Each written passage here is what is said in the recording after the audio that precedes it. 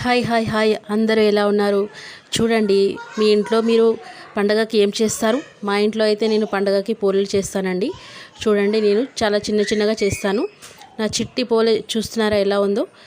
యాక్చువల్గా సిటీలో ఒకసారి మా ఫ్రెండ్ ఒక ఆమె, మీకు పోలేలు పెద్దగా చేయడం వచ్చా అంటే ఆమె ఈ విధంగా సమాధానం చెప్పిందండి. ఊర్లో ఉన్న వాళ్ళైతే చాలా పెద్దగా చేస్తారు, సిటీలో ఉన్న వాళ్ళైతే చిన్నగానే చేస్తారు అని అన్నది. అయితే నాకైతే దానికి ఎలా రియాక్ట్ కావాలో అని అర్థం కాలేదు. నేనైతే పెద్దగా చేయడం కూడా నేర్చుకున్నాను, మరియు చిన్నగా కూడా చేయడం నేర్చుకున్నాను. అయితే నేను చిన్న పిల్లలకైతే చిన్నగా చేస్తాను, పెద్దవాళ్ళకైతే పెద్దగా చేస్తాను.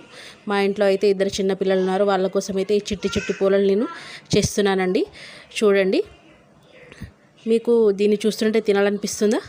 అయితే మీరైతే తినలేరు, ఎందుకంటే ఇది మా ఇంట్లో ఉంది కాబట్టి. చూడండి, నేను మంచిగా దీనిపైన ఆయిల్ రాశాను. తర్వాత పోలేలకు నెయ్యి పెట్టుకొని తింటే చాలా బాగుంటుంది. ఇది చూస్తున్నారు కదా, ఇది నేను కొద్దిగా పెద్దగా చేస్తున్నాను. ఇది పెద్దవాళ్ళకైతే ఇలా ఇష్టంగా తింటారు.